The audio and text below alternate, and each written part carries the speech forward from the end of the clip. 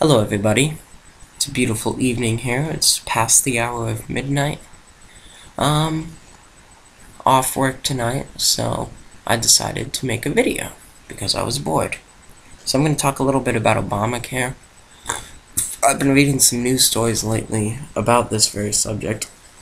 Several companies, including Papa John's, restaurants like the Olive Garden, Red Lobster, Wendy's, other fast food chains have responded to the Obamacare ruling, which is scheduled to take effect in 2014. So that gives us one more year before we're completely screwed.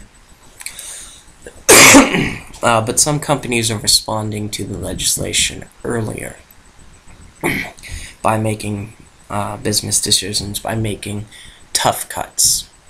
And of course, if you've ever worked an hourly job, you know that the first place that gets cut is the hourly employee's hours. You know that full-time becomes part-time, part-time becomes the new full-time. This is what's going on right now. But let me explain what's going on here. Part of the Affordable Care Act says that if an employee works more than 30 hours a week, 30 hours or more a week actually, the employer must offer them health coverage. And it seemed like a pretty good solution probably to somebody who wasn't thinking about it, because you have a lot of people, like myself, that are working 35 hours a week. Just shy of the 40 hours we would need to be considered full-time, and they would have to give us health care.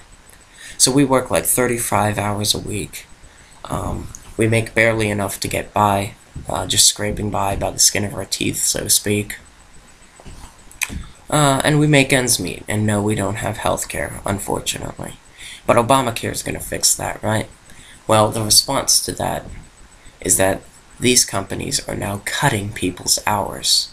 So, the vast majority of I know somebody who works at Wendy's, and I know the vast majority of people there will be getting about 27 hours a week, if they're lucky. And I'm not sure what my job is going to do. The bill hasn't taken place yet, but I'm sure they'll be cutting hours as well. Anybody who's ever worked a lower-end hourly job understands the basic principle here. When times get tough, we get our hours cut. The managers still get their bonuses, the executives, the vice president, they're still going to get all their perks, but the hours are going to be cut at the lowest level to save money. Now the incentive to do so has doubled with the passage of Obamacare.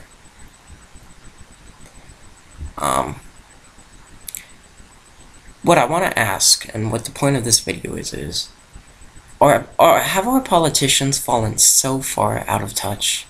Are they so ignorant of the daily struggles of everyday common Americans that they didn't know this was going to happen? Or did they know that this was going to happen, but they just didn't care? Because they knew that passing this was popular, they knew that passing this was going to make people happy, people thought that they were going to have health care. Well, guess what? Now you're screwed. You voted for the people who passed this, and they left you at the curb. But anybody who's ever worked one of these jobs, and I've worked in retail for a pretty good long time, a big part of my life, and anybody with a brain in any of these fields knows that this was what was going to happen. I mean, did you really think that these companies were going to say, oh, well, Obamacare says we have to give our employees health coverage if they work 30 hours a week, so I guess we're going to give them health coverage? No, they're going to cut them. They're going to cut the hours to less than 30 hours a week, so now they're still within the law. This is the problem with taxation, this is the problem with regulation of corporations. This is why you can't beat corporate America at its own game.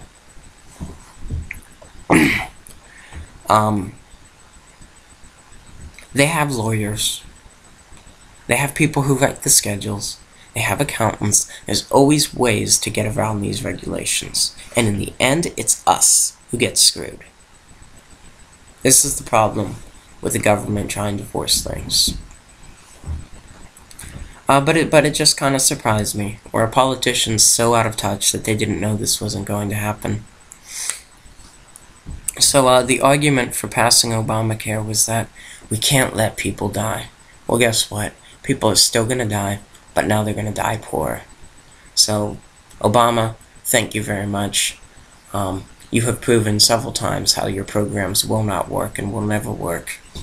It'll be great. So we'll see what happens in 2016. We'll probably repeat the same mistakes. I just don't see things getting better, people. I'm very cynical right now. But nonetheless, I hope you guys are having a great year so far. It's up and down for me.